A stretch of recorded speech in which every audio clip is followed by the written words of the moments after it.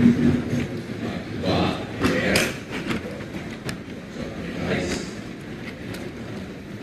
Menteri Pendidikan, Menteri Pertanian,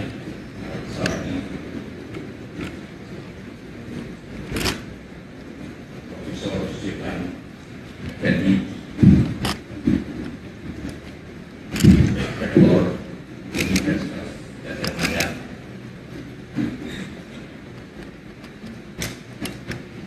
Majelis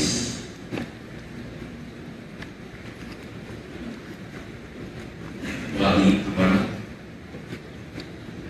Ketua dan para anggota Senat Akademi,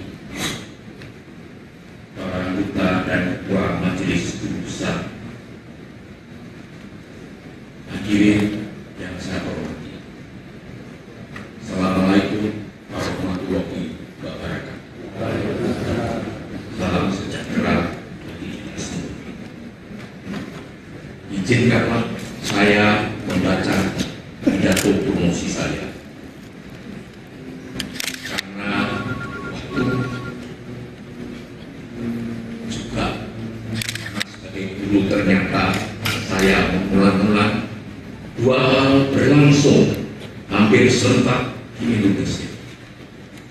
Datangnya kebebasan pers hasil reformasi pro-demokrasi, serta berlangsungnya revolusi teknologi informasi yang menghasilkan information and communication technology. Ada gejala yang perlu diteliti dan cukup menarik perhatian, yakni bahwa kehadiran media informasi dan komunikasi serba teknologi itu pada gilirannya bukan mematikan informasi dan komunikasi tatap muka dan lewat forum tradisional lainnya, akan tetapi justru menggalakkannya. Demikianlah kabar kabur dan informasi juga ramai dilakukan dalam pertemuan di rumah ibadah, di pasar, di pertemuan-pertemuan tatap muka lain. Sudah sejak semula dipahami, informasi tidak pernah merupakan arus satu arah. Senantiasa dipersepsikan sebagai dua arah, multi arah, berinteraksi. Demikian kuat tabiat dan kebutuhan komunikasi sebagai ekspresi diri maupun sebagai proses komunikasi, sehingga apapun sistem sosial politik yang berlaku, esensialnya informasi dan komunikasi itu terus berkembang. Di masa ini mulai terdengar pendapat yang bernada mengeluh bahwa akhirnya masyarakat bukan saja kaya akan jaringan informasi yang teknologi maupun yang tradisional, yang lokal maupun yang global, masyarakat bahkan mulai kebanjiran informasi. Informasi yang dipersepsikan sebagai sumber pengetahuan mulai dikhawatirkan sebagai sumber kecemasan. Hampir tidak ada yang sanggup memastikan berapa banyak dan berapa jenis informasi mampu diterima seseorang atau satuan suatu masyarakat dalam suatu masa. Di masa ini mulai terdengar pendapat yang bernada mengeluh tentang lubernya informasi. Lubernya informasi tidak lain berarti bahwa ada jenis informasi yang bukan saja tidak sempat diolah, akan tetapi sama sekali tidak mungkin dipakai. Sekedar menyajikan informasi dengan memaparkan kejadian dan persoalan, ataukah menyajikannya sedemikian rupa sehingga khalayak menangkap dan memahami arti dan makna kejadian dan masalah. Dalam surat kabar sudah lama ditinggalkan pandangan yang diantaranya dikemukakan oleh C.P. Scott dari The Manchester Guardian bahwa comment is free and facts are secret. Opini itu bebas, tetapi fakta tidak tersentuhkan. Reportase faktual yang memisahkan fakta dan opini telah berkembang sebagai reportase interpretasi, reportase yang mendalam, in-depth, yang investigatif, dan reportase yang komprehensif. Bukan sekedar fakta menurut urutan kejadiannya, bukan fakta secara linier, melainkan fakta yang mencakup, disertai latar belakang, proses, dan riwayatnya. Dicari interaksi tali temalinya, diberi interpretasi atas dasar interaksi fakta dan latar belakangnya, ditemukan variabel-variabel. Nah, cara itu berita bukan sekedar informasi tentang fakta. Lambat laun, bahkan pencarian makna berita serta penyajian makna berita itulah yang semakin merupakan pekerjaan rumah dan tantangan media. The search of meaning and the production of meaning. Bukankah hal itu berarti tidak lagi berlaku suatu jurnalisme yang objektif, melainkan yang berlaku adalah jurnalisme yang subjektif? Profesor De Volder, ahli etika media dari Universitas Leuven Belgia, sudah dalam tahun 50-an menyebutnya sebagai objektivitas yang subjektif. Objektivitas yang dilihat melalui suatu kerangka visi dan berbagai referensi yang lain. Subjektivitas itu apa?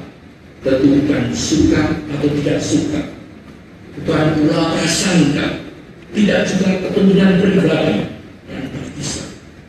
Subjektif dalam arti secara serius, secara jujur, secara benar, secara profesional, mencoba, mencari tahu secara selengkap-lengkapnya mengapa peristiwa itu terjadi dan apa makna. Demikianlah cara kerja jurnalisme yang berobjektivitas subjektif, bukan saja terikat dan wajib mematuhi kode perilaku dan kode kerja bagi.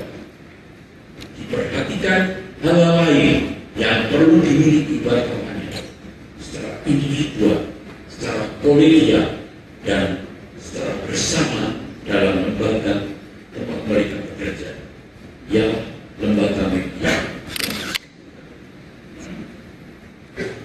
John Merrill mengisyaratkan sosok wartawan dan media yang diperlukan agar pencarian dan the production of meaning bisa tercapai. Dan yang menuliskannya sebagai sosok wartawan yang berpikir dan merasa, yang rasional sekaligus sensitif, yang berdedikasi kepada dunia objektif di luar sana dan kepada dunia subjektif di dalam sana.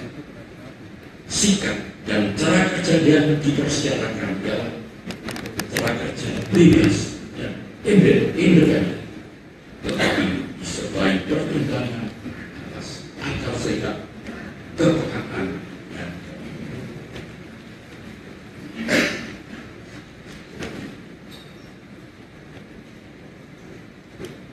atau seperti dituliskan dengan indah oleh Paul Tillich, orang hidup dalam makna artinya hidup di atas validitas yang lengkap, yakni validitas akal sehat, validitas estetis, validitas etik, dan validitas religius.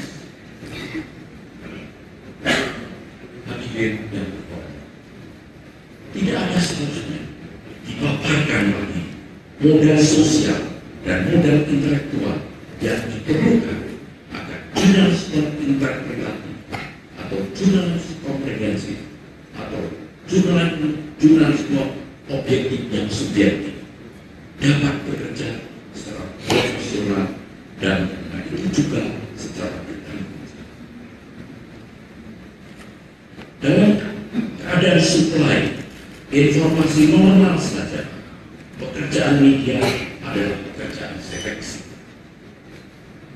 Tidak semua kejadian dan masalah baik yang jatuh dari langit alias spot news maupun yang mengendap dalam masyarakat alias trend news semuanya bisa masuk media. Terlibat banyak sekolah bagi ruang dan tempat yang sanggup menampung. Seleksi memilih itulah pekerjaan media. Psikologis, menarik secara manusiawi, menarik karena mempunyai makna dan pengaruh. Secara publik mau tidak mau menjadi pertimbangan. Selera publik mau tidak mau menjadi pertimbangan. Sebab pada dasarnya lewat media berita bukan dibagi gratis, tapi dijual, dipasarkan, dipersaingkan. Maka interaksi antara media dan khalayak merupakan suatu proses dan cara kerja yang ibarat terus berlaku dan berlangsung dari A sampai Z. Kiranya tanpa menyetujui pemakaian istilah the end of history, pengamatan Francis Fukuyama benar, yakni di mana-mana kini berlaku sistem ekonomi pasar dan sistem demokrasi liberal. Tapi jangan dilalaikan konteks dan seluruh lingkungannya yang berbeda-beda bagi berlakunya demokrasi liberal maupun ekonomi pasar. Latar belakang, riwayat, sikap dasar, nilai, dan kepercayaan mempengaruhi produk yang dihasilkan oleh sebutlah proses demokrasi liberal maupun ekonomi pasar. Setiap bangsa mempunyai formulasi tujuan eksistensi sebagai bangsa dan negara. Ada faktor-faktor ideal dan rasional yang berlaku umum.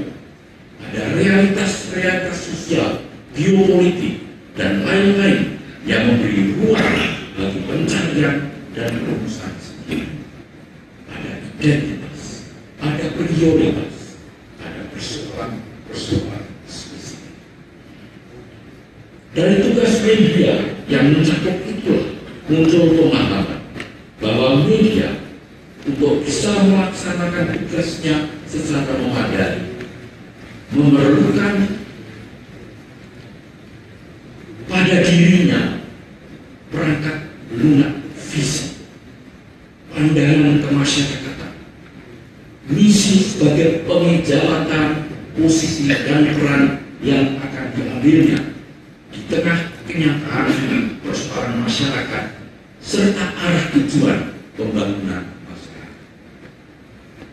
Visi dan misi lebih jauh diarahkan dalam suatu kerangka referensi, pemikiran, pemahaman, serta preferensi perihal hal pokok yang menyangkut kehidupan bangsa dan negara. John Smith pernah disebut sebagai global paradox. Semakin jaringan global merambah ke Nusantara.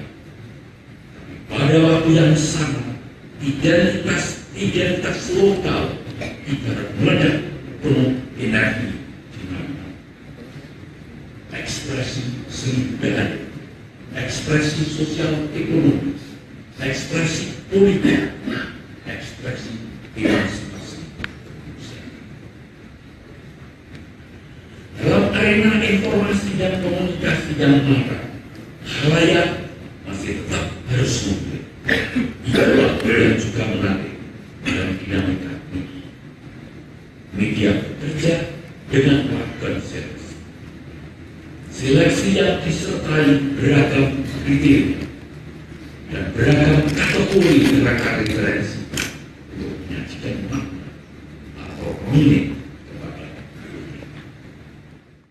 Jika perkembangan dan pengelolaan bisnis media itu pun membangkitkan ketegangan di antara sesama media, ketegangan di antara secara intern bagian-bagian dalam media, misalnya antara bagian editorial, pemasaran, periklanan, agak terlambat pemahaman dan perhatian media terhadap aspek bisnis dan lembaganya. Surat kabar Indonesia berasal dari zaman perbedaan dan perjuangan kemerdekaan. Surat kabar Indonesia bermula dari pamflet perjuangan. Isi menjadi nomor satu. Barulah kemudian pemahaman perihal pentingnya pengelolaan bisnisnya muncul. Untuk selanjutnya, kemajuan media dari negeri kita, kecuali oleh isinya, ditentukan oleh kemampuan mengelola bisnis.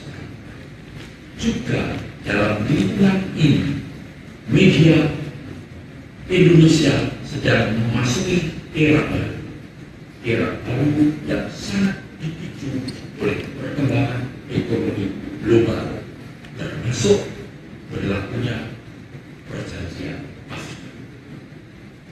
Baru saja kita alami pengalaman mingguan dan baru saja kita katakan sengketa hukum antara pengulas pasar modal Lee Jin Wei dengan komisaris Bank Nipo. Masih terngiang-ngiang kritik pedas Presiden Megawati Soekarno Putri terhadap media. Perbedaan, konflik, dan salah paham antara media dengan publik, dengan demikian pula antara media dengan power that be, dengan pemerintah tidak akan berakhir.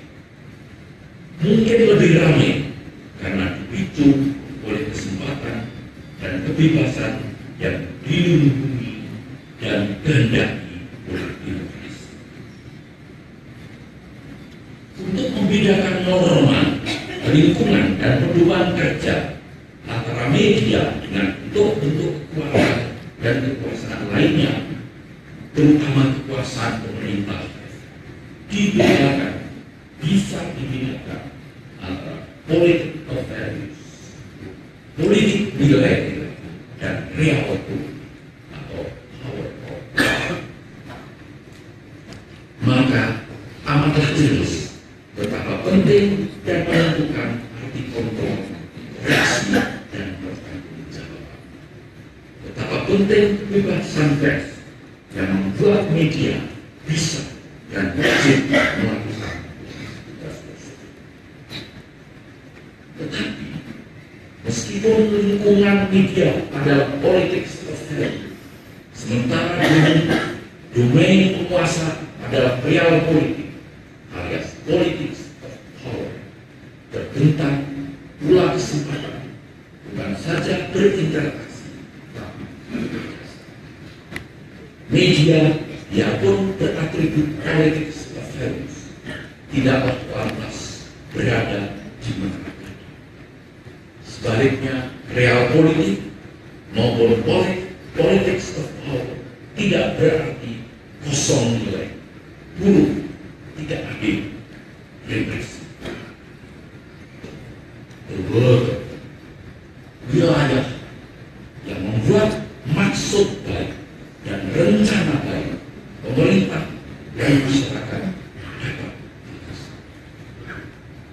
Seginilah akhir-akhir ini dalam euforia demokrasi dan kebebasan kurang yang juga kurang diperhatikan adalah proses, perlunya proses. Salah satu perbedaan pokok antara autokrasi dan demokrasi di antaranya adalah proses. Autokrasi ibarat tekan knop dari atas, maka proses cepat. dan tidak penting. Demokrasi di antaranya ditunjukkan dengan bekerja lewat proses menurut kata Lucian Pai. Di antaranya memang disitulah ranah media. Pemerintah katanya cenderung melihat segala sesuatu terbatas, sulit, tidak bisa, tidak ada tahan. Sebaliknya, DPR dan partai politik memandang segala sesuatu mudah dan amat visible, luas dan ada. Media menunjukkan jalan tengah, jalan yang benar-benar atau visible atau tidak visible. Media itu memperluas ruang kemungkinan, ruang dari yang visible dan yang positif. Namun semua itu tidak mengurangi atau menggeser tugas media yang sebenarnya, ialah mencari dan menghadirkan makna dari peristiwa dan masalah besar dan kecil. Kesetiaan dan kemampuannya melaksanakan tugas itu akan membuat media berhak atau tidak berhak berperan sebagai suara hati bangsa.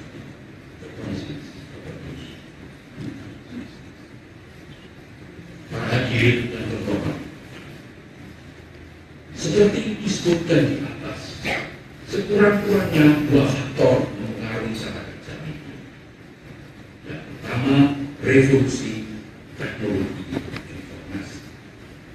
Teknologi informasi mempengaruhi pesan media, sosok pesan media, warna dan nuansa pesan media. Faktor kedua ialah perubahan dan perkembangan masyarakat yang kini berlangsung dalam interaksi. Begitu banyak perubahan, begitu intensif interaksi global antara belakang, sehingga warga merasa kehilangan arahnya. Apa hubungan antara kejadian dan masalah ini? Apa pula orang karena itu sekali lagi lewat media bukan sekedar ingin, bukan berwacana saja, tapi ingin memahami arti dan makna peristiwa tersebut. Bahkan selanjutnya, khalayak tidak hanya ingin tahu makna, tapi juga bagaimana arah berutama dan bagaimana arah dan semangat bagi berlaku di sini tuntutan politik bahwa pendekatan dan arah solusi haruslah bermuatan keadilan, persamaan, pembelaan kepada agama dan kemadaan. Barangkali merasa tidak, namun perlu kiranya dikemukakan lagi bahwa kecuali perlengkapan visi, kerangka referensi, kerja jurnalisme komprehensif, serta pilihan-pilihan atas politik values untuk sanggup secara memadai melakukan tugasnya, wartawan mestilah cerdas serta memiliki pengetahuan dan pemahaman elementer sekurang-kurangnya perihal fakta dan persoalan yang akan hidup dan dipaparkan secara komprehensif. Tampil silih berganti fenomena yang sebagai pemberi informasi, komunikasi serta makna, wartawan tidak bisa lain kecuali juga berusaha keras untuk misalnya media harus memahami lebih jauh mengapa korupsi, kolusi, dan nepotisme malah terjadi. Bukan wacana macam itulah yang harus dirangsang dan digerakkan oleh media. Wacana sebagai forum adu argumen, memahami secara bersama latar belakang permasalahan dan sekaligus harus lambat laun membangun konsensus, membangun trust di antara sesama. Harapan besar menyertai reformasi bahwa dalam pemerintahan dan kekuasaan yang demokratis, kecenderungan bersalahgunanya kekuasaan, wewenang, dan kesempatan akan meningkat. Secara ini orang banyak kesehatan, bukan berkurang, justru menjadi. Pemerintah bertugas eksekutif melaksanakan gesekan. Partai-partai politik mengontrol dan menyalurkan aspirasi rakyat. Partai-partai politik tidak sendiri. Kebangkitan demokrasi abad 21 sekali lagi disertai kebangkitan rakyat, kebangkitan masyarakat. Ada jalur representasi dan ada jalur partisipasi. Dan semua itu masih menunjukkan taraf mencari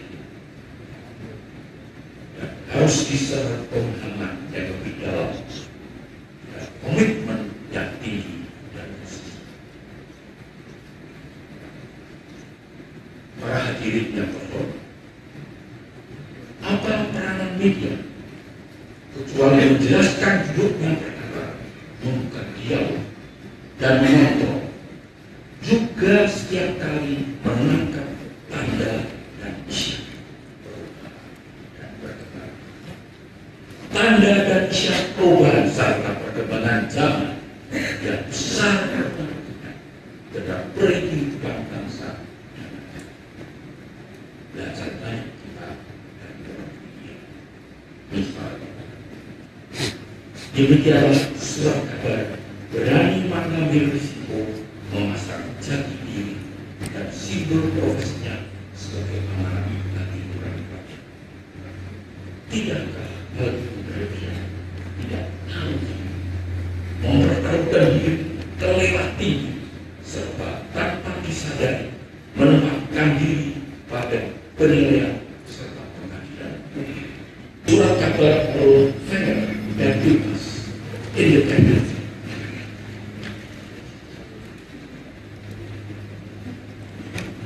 Dalam pandangan kemasyarakatannya serta dalam pandangannya terhadap siapa. Ketika lewat suatu proses jatuh bangun, uji coba, ketegangan dan tarik-menarik, suatu surat kabar menunjukkan sosoknya sebagai emosional se-manusia, pastilah perbuatannya telah panjang. Meskipun telah panjang, perbuatan itu akan terus menyertai kehadiran dan peran. Amanah elokuen. Jawaban Albert Camus atas pertanyaan, apakah jika pers bebas dengan sendirinya pers akan? Jawab filsuf dan wartawan Prancis tersebut, jika pers bebas bisa baik, bisa baik untuk pers maupun untuk manusia. Kebebasan ada ialah kesempatan untuk menjadi paralel dengan demokrasi. Demokrasi inilah persoalan yang terutama sedang digeluti bermasyarakat ini. Bagaimana memberi makna kepada profesi bangsa dan bagaimana melaksanakan pesan Albert Camus bahwa dengan kebebasan keberi kehidupan harus menjadi habitat. Dengan kebebasan keberi kehidupan harus menjadi habitat. Sekaligus juga freedom for tidak dan menuntut suatu tingkat profesi, dedikasi dan komitmen yang terus.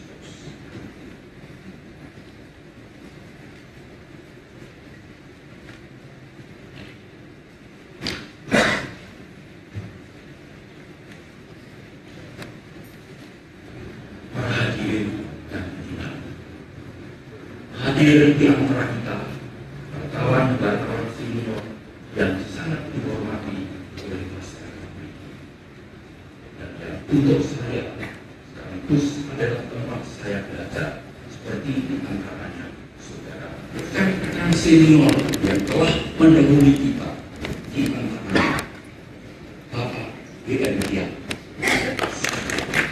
Saudara P.K. Uyo, Bapak Womoito, Hitami, Sakti Alamsar, Sestuti dan Bung Asis, Roring, kepada rekan dan sahabat saya Manula yang sedang sakit menangkasa, tokoh kebebasan pers di Indonesia, Bung Muhammad Lubis, saya sampaikan hormat dan rasa syukur.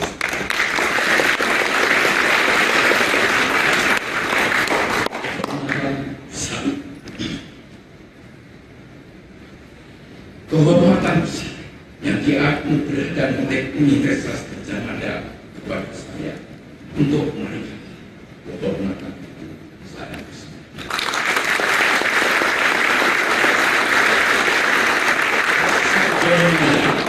membedakan sosok wartawan dengan mengambil tafsir mitologi Romawi, dewa Apollo dan dewa Dionysius tanpa ragu.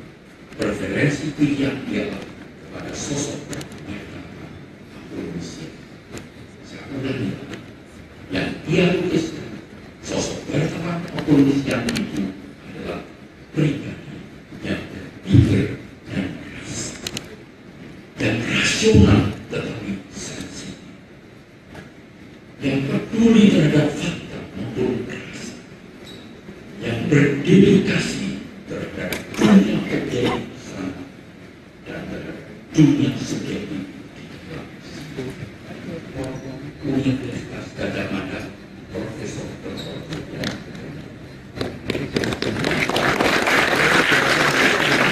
Kami kasih silakan kepada promotor Profesor Dr. Mulyan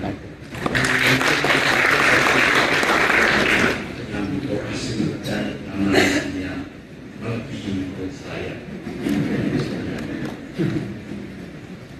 adalah rekan-rekan dari jurusan ilmu komunikasi Fakultas Sosial dan Politik Universitas Gadjah Mada yang pertama belum masukan di antaranya dari sebagian besar pers sepanjang hayat dalam suka maupun duka kami tiap hari rajin berterima kasih dan pada kesempatan ini rasa syukur dan terima kasih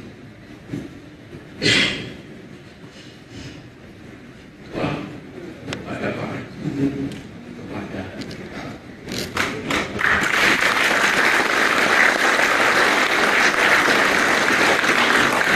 sungguh besar pandangan Sinis Rati, penulis The CST